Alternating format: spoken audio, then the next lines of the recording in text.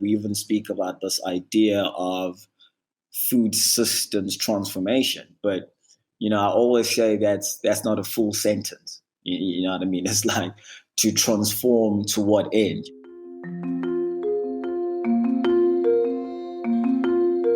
Welcome to Feed, a food system podcast presented by Table. I'm Samara Brock. And I'm Matthew Kessler. This week we speak with Busiso Moyo, who called us from Johannesburg, South Africa.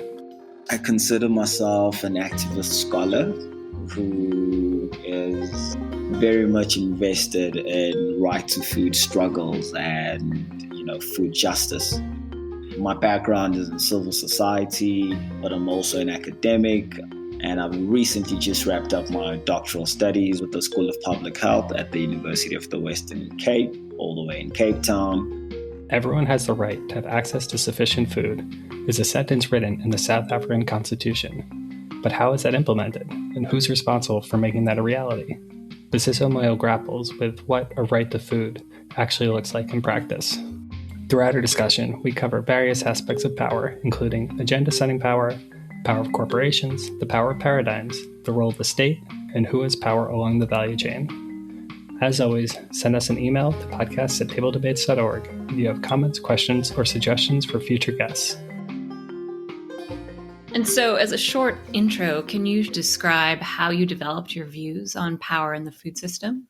Yeah, well, I guess on the question of power, there's a historical context that informs where South Africa finds itself so far as that interface with the food system, right? Because South Africa's food and agricultural systems were established under apartheid to serve a minority. And what we are grappling with today is that these food systems have largely remained untransformed. And as a result of that, they continue to serve some kind of minority, whatever their race be, post 1994. So I think in terms of this idea of power and making sense of that particular space and sphere, it's about how do we bring about equitability, if that is a word, in our food system in a way that government policies of liberalization and integration into the global political economy of things are confronted in a way that, is not necessarily regressive, but stays true to these bigger themes of redress and reform that largely impacts how, people experience and come to understand how the food system serves them. So we're going to pick up on a lot of those different threads throughout this conversation, talking about history, talking about different ways to transform an untransformed system. And I'd like to first ask if you can explore the richness of the South African food system. The South African food system is bifurcated, so to speak. So we have a highly efficient, commercialized farming agriculture sector. And then we also have this food system that is anchored in rurality and peasant farming. So there's that dichotomy that speaks to a two economies approach, in the sense that there are those who experience the food system in South Africa in the same manner that someone in a first world country would experience the food system. And then there's those who experience the food system in a manner that someone in a war zone probably would have to interact with their food system. So it's about straddling that reality, because, we're speaking of a food system that functions in a context of the biggest inequality in the world. And, you have to understand that the biggest injustice then expresses itself in the food value chain. We'll get into the food value chain later in the chat. Busiso refers to a two economies approach. The former South African president, Thabo Mbeki, coined this term in reference to post-apartheid South Africa. There's a rich economy and a poor economy, and growing the national economy at a fast rate would continue to improve the lives of those involved in the rich economy, but it wouldn't help the poor or address the root causes of poverty. The divide isn't entirely racialized, but there are racial elements to the division. We asked Busiso how he thinks about trade-offs between those two economies. He shared that it's not so simple to address them. ultimately, at the end of the day, we're still speaking about complexity here. We're speaking about a complex system. In as much as we speak of trade-offs, trade-offs towards what end? Because I often say, we even speak about this idea of food systems transformation, but I always say that's not a full sentence. You know what I mean? It's like to transform to what end? And so with that in mind, I think for me, it's more about saying, look, we have a very efficient food system in South Africa. However, it was designed to serve a minority. And today we are asking ourselves, right, in a context of inequality, in a context of this particular history that we're still grappling with, what does the right to food mean, right? What does it entail? So when we're speaking of trade-offs, it's like what trade-offs are needed to bring about that commitment to this ethic, to this human rights ethic, to say we have a food system that is not delivering, and what do we need to do in terms of advancing it to that space where it becomes a nourishing food system for all? And I think that's my investment in this topic. And yeah, ultimately that conversation is not necessarily taking place in South Africa at the moment. Want to dig in a little bit more to how you conceptualize power. Can you define a little bit more about what power is and how it operates? Well, look, I mean, power in the food system is very mystic, all right, because there's different types of power, right? And all too often when we speak about power in the food system, it's about discursive power. It's about frames and ideas and the thinking and the agenda setting, that type of power. And it's about who has influence there. And ultimately, I think for me, then it's about demystifying that. And part of it is to say, look, let's just look at things at face value, because we don't want to be given to easy analysis. So you take a country like South Africa, which has this very strong human rights heritage. We look at constitutionalism and our socioeconomic jurisprudence, and then we say, okay, what is the track record there? And what are the potential leverage points that we can latch onto insofar as advancing this right to food story of ours? So you look at the sort of collective action efforts that have, brought about some type of dividends in terms of that constitutionalism, and you look at the country's legal opportunity structure. So you look at the fact that there's been worthwhile litigation efforts on other socioeconomic rights, like the right to housing, the right to education, the right to water, you name it, across the board. But when it comes to food, there seems to be this absence of any sort of genuine commitment to challenging the status quo. And part of the challenge is we don't know what relief we're looking for. Busiso talks about a lack of imagination in thinking about ways to deal with complexity. He opens up the conversation by asking, what vision would you share if you had the ear of the president? If I had to give you the audience of the first citizen, the president himself, what would you want to tell him? So that is a challenge we're faced with in South Africa. But I think that's part of the problem. And before we even get there, you then have to also ask yourself, what is the state's posture towards this issue, right? So before we start lobbying, before we start the activism, what do we assume the state's understanding of this issue is? Busiso points out that a lack of imagination is only part of the challenge. He also thinks about ways to navigate the inequality seen across the public-private split in South Africa. So we got public health care, private health care, public education, private education, public transport. There's this understanding that, we have to toe the line.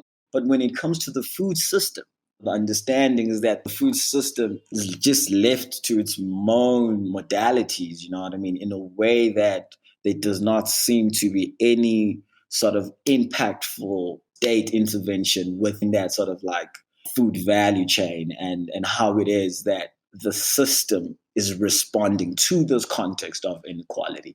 And I think therein, is an opportunity for a conversation. How do we ensure that the system does not fail the poorest amongst us, which is currently doing? You've spoken about the value chain. Can you talk about the different powerful actors that have more influence along it? There's a lot one can say on that topic. When we speak of the food value chain, right, there's a profound difference of opinion about how improved food security and livelihood outcomes will be best achieved, right? The South African experience, we have this concentration of ownership in the food system, whereby these corporations are able to put pressure on farmers to keep prices low, and at the same time, they pass on any increased costs onto consumers and so forth. And you find that the majority of workers, within that food value chain, within these corporate value chains, from the farm workers to the supermarket cashiers, they remain in very precarious jobs with very low pay. So what I'm saying is that we need to build consensus around the role that these big corporations play, because truth is they have a role to play. Busiso says that businesses and corporations have a role to play and can be a part of the solution, but he will consistently challenge them to commit to human rights principles. He's more concerned with the question, what does a public food system actually look like? That's all we are getting at here in South Africa, to say, if in light of this dichotomy, in light of this inequality, in light of the fact that, everything is bifurcated on this private-public interface, all is well. Let's talk about the food system. What does a public food system looks like? And that's what we are talking about when we speak about this idea of a right to food. What is the promise of the right to food? So that we can go beyond saying, I have a right to food. No, let's be clear. What is the content of the right to food, such that when I'm hungry, it's not a political statement. It's tangible. I know that I can go here and I can get some type of relief. Let's talk about food banks. Let's talk about, food kitchens. Not because we want to be a charity state, not because we want to burden the fiscus even more. No, but to say, how do we as society carry this burden? How do we ensure that as businesses, as academia, as government, as civil society, we come together under this commitment of the right to food? Ultimately, it's about then who has convening power, right? Who has the power to convene? Does the government have that power? I don't know, because there's been many windows of opportunity where they could have convened and held the space for dialogue, and they've constantly chosen to play a blind eye. So once again, it's why do they choose that? Why are they, shying away just from dialogue at this stage? Who's in charge of this agenda setting? Who has the ear of the state? What is the statecraft that informs, the state's posture to this particular issue? Can you talk a little bit about where you developed your ideas around right to food justice? Wow. I don't know. Look, look. Here's the thing. Obviously, there's one's own career trajectory and how I've been fortunate enough that my sort of grooming and development and training has been in tune with this right to food story.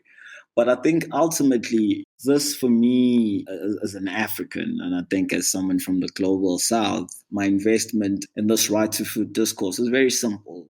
Oh yes, drawing back on this idea of an African perspective, the poor will always be amongst us. At least that's what, the Bible says. But beyond that, it's about, from an African perspective, it's like we have the rich and we have the poor amongst us, but what we don't have is hungry people.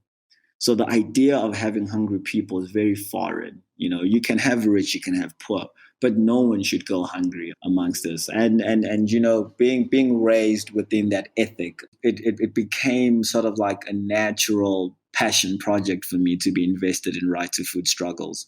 Initially, my sort of investment thematically was in more land and agrarian reform. And more, that then translated to, look, there's this issue of the right to food, and there's something there. And over time, I think I have become more invested in just speaking to this idea of saying, look, what is the role of the state as a principled duty bearer? Okay. So if I am hungry, whose problem is that? Am I meant to go to government and say, feed me? As things stand, I think I'm more invested now in the real politic that informs the space. Having just concluded my studies, looking at the politics of malnutrition, I think I'm more inclined to say that I don't think malnutrition in particular is a clinical condition. I think it's a political outcome, and part of my investment now in the space is to try to find spaces or to take up space in a way that amplifies that more and more. The right to food can be a fairly abstract idea. Can you bring it down to the ground for us? What does it look like in practice in the context that you have been researching? And in particular, how does it shift power in those areas?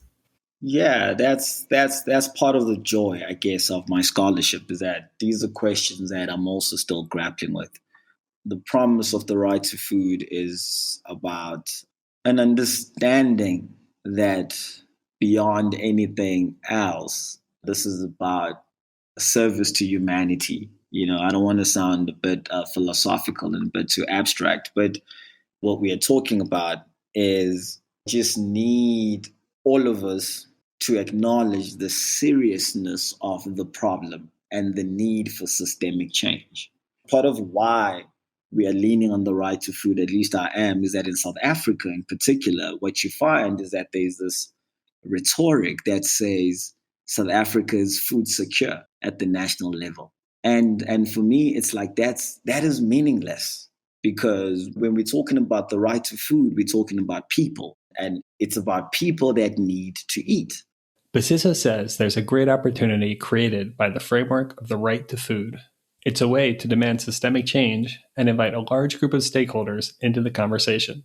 How do we bring about equity, in a way that speaks to this right to food, to this commitment and this ethic that ultimately we are feeding people?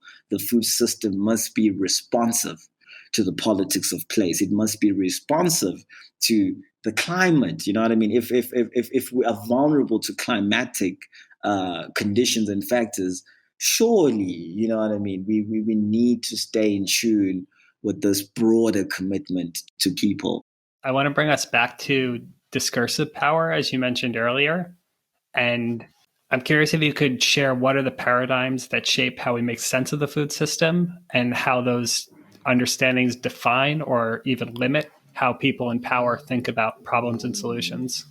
Paradigms, right? So now we're talking about, well, I guess I could even call it policy paradigms. And I think it's very worthwhile to understand that there's a particular knowledge production agenda, so to speak, that seeks to capture or problematize the situation. And it's also a contested arena. And with that said, paradigms we're speaking about, there's a food justice constituency and ethic to this discussion that is largely rooted, within a North American discourse that revolves around race relations and race concerns and how that impacts in terms of the functioning and the modalities of the food system. So drawing back to your question about the paradigm, so that's where we find ourselves, is that there's this idea of a food justice ethic that is very racialized, and it's something that is more dominant in the global north. And then there's this idea of food security, which has been the most dominant insofar as the history of this issue and where we find ourselves in this moment in time.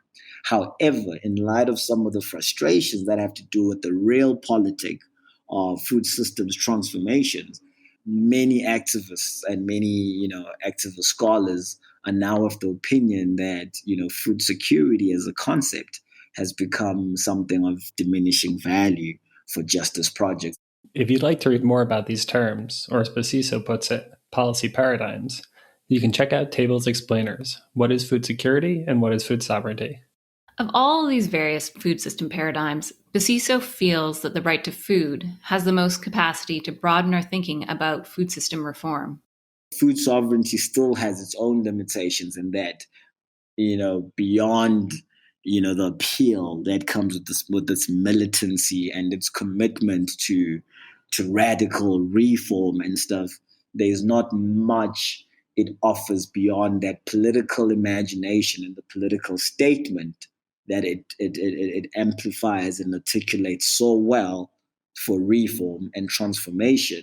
But it does not then once again speak to this idea of alternatives and how best we can arrive at that.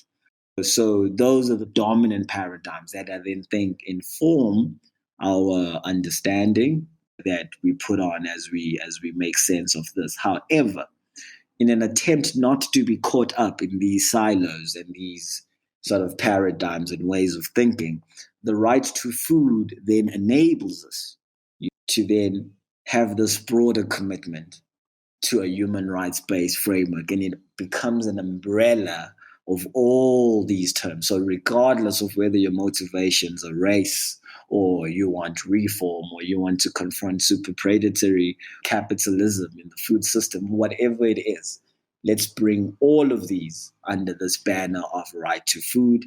Let's hold the space and let's speak about what a right to food agenda can look like that permeates, because we know that this food issue is multi-pronged.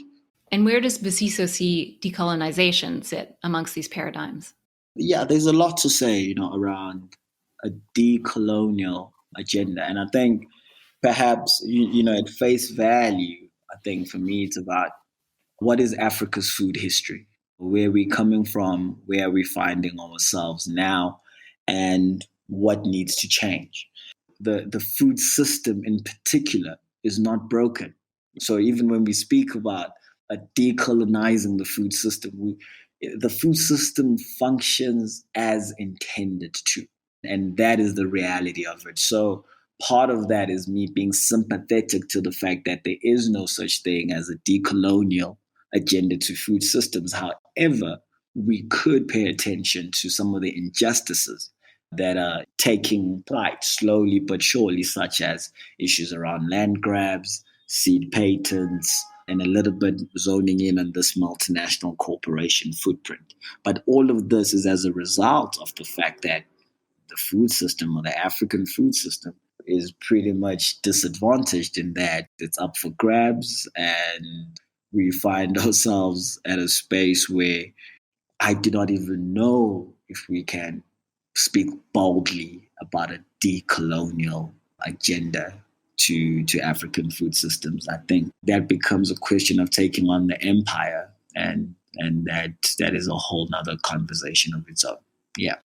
Thanks so much. You've covered a lot of territory, and I just have one last question for you. So I just read your co-authored article about using Afrofuturism in high-level visioning processes like the IPCC as a way to reimagine the Anthropocene. For those unfamiliar, Afrofuturism is any style of art, books, music, comics that combine science fiction elements with ideas from the history of Africa and the African people. It's steeped in African traditions and Black identity to tell stories about an imagined future. How can Afrofuturism expand our imaginations of the future food system? Well, I like that question, because something that I'm grappling with is, what does a right to food mean for the Anthropocene? Because more than that, it's about, regardless of what food future we imagine, it will still be underpinned by some type of social contract. And for me, I think that is the lens that is currently missing in terms of, futurism and Afrofuturism studies, and more so the Anthropocene, to say more and more we are in tune that, the future is on its way and we're anticipating it. More and more we are talking about the fact that, human activity has the biggest footprint now. But beyond that, we are still not talking about that gray matter in between, because we want to treat this futurism rhetoric as though it's black and white. It's not. It's about how do we still arrive at that place where the social compact speaks to the real politic of the day, whatever that may be, because history has not finished. And part of this, the storytelling is that we lack an imagination for justice once again. So we want to speak of this utopian society. There's a roadmap that can get us there. And let's be true and honest, and let's embrace the discomfort as well that comes with it. And I think that's what's currently missing. So for me, it's about, what does the right to food entail? The human rights lingo, human rights framework. And this also, speaks to third world approaches to international law, because we still have a lot of grievances in this end of the world. And now we're talking of futurism. And I'm saying, let's talk about a true and genuine justice ethic that will get us there. Because at the end of the day, we are all then just sort of like engaged in some sort of wishful thinking outside of that. Busiso Moyo, scholar activist, thanks so much for speaking with us. Thanks again for the opportunity, folks. I really appreciate it. That wraps up another episode of the Feed podcast. A big thank you to Busiso Moyo for joining us, and to you for listening. The best way to support the show is to rate and review us on Apple Podcasts, Spotify, or wherever you listen, and to share your favorite episodes with your friends and colleagues. You can stay up to date with all of Table's activities and get the latest news about food system sustainability by subscribing to our newsletter, Fodder, found on our website, tabledebates.org. Table's a collaboration between the University of Oxford, Swedish University of Agricultural Sciences, and Wageningen University. This episode was edited and mixed by Matthew Kessler and Jackie Turner. Music in this episode by Blue Dot Sessions. Stay tuned for a new episode on Power in a couple weeks.